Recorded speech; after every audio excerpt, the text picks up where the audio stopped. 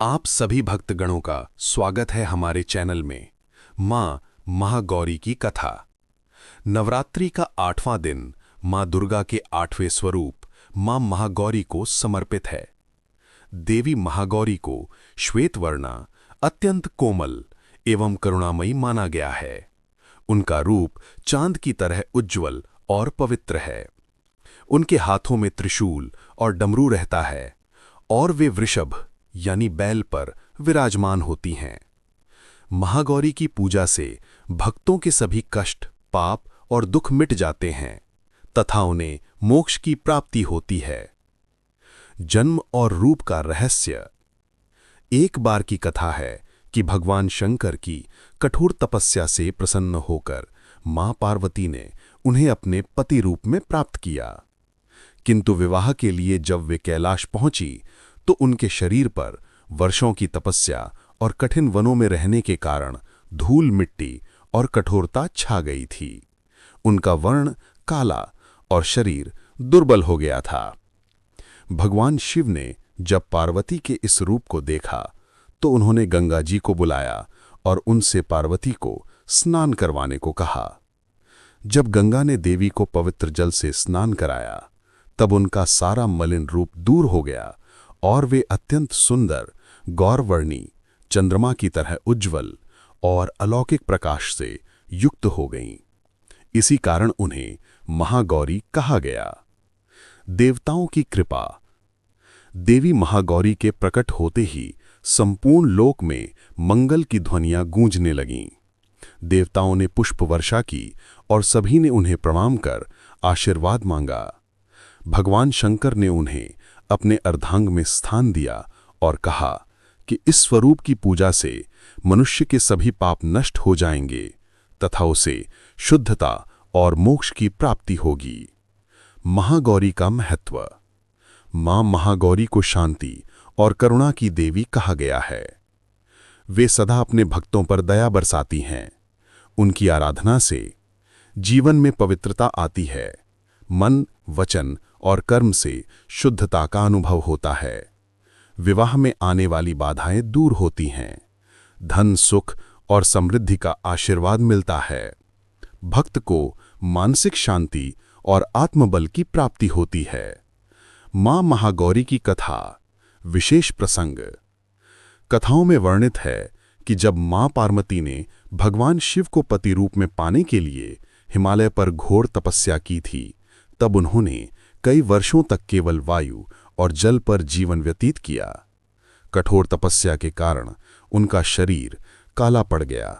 देवता भी उनकी यह दशा देखकर चिंतित थे, किंतु मां पार्वती अपने संकल्प से पीछे नहीं हटी। भगवान शिव उनकी तपस्या से प्रसन्न होकर उनके सामने प्रकट हुए और कहा कि हे देवी, तुम्हारी इस कठोर साधना और भक्ति से मैं प्रसन्न हूं। तुम जो वर मांगना चाहो मांगो। मां पार्वती ने विनम्रता से कहा कि स्वामी, मैं आपको ही अपने पति के रूप में चाहती हूं। यही मेरी एकमात्र अभिलाषा है। भगवान शिव ने मुस्कुराकर कहा कि तथास्तु। इसके पश्चात गंगा के पवित्र जल से पार्वती का स्नान कराया गया। स्नान करने पर उनका रूप दिव्य और स्वर्ण के समान चमकदार हो गया। तब उन्हें महागौरी नाम से प्रसिद्धि मिली। एक अन्य कथा।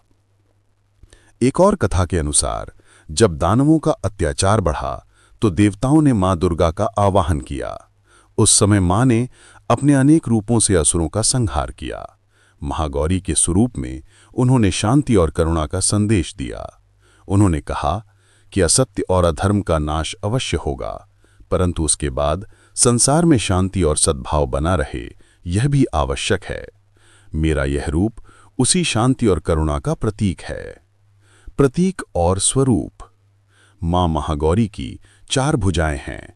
वे दाएं हाथ से अभय और वरद मुद्रा में रहती हैं। बाएं हाथ में त्रिशूल और डमरू धारण करती हैं। वे सफेद वस्त्र पहनती हैं और उनका वाहन वृषभ है। यह स्वरूप दर्शाता है कि त्रिशूल से वे अधर्म का नाश करती हैं।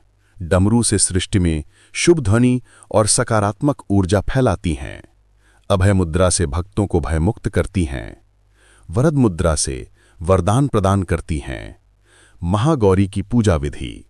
नवरात्रि के 8वें दिन प्रातः स्नान कर मां महागौरी की प्रतिमा या चित्र के सामने दीपक जलाया जाता है। उन्हें सफेद पुष्प, सफेद वस्त्र और नारियल अर्पित करना शुभ माना जाता है। दूध से बनी मिठाई का भोग लगाने से मां अत्यंत प्रसन्न होती हैं। भक्त को पूरे मन, वचन और कर्म से प्रार्थना करनी चाहिए कि हे मां महागौरी, कृपा कर मेरे मन, बुद्धि और आत्मा को शुद्ध करें और मेरे सभी पाप और दुखों का नाश करें। महागौरी का आध्यात्मिक संदेश।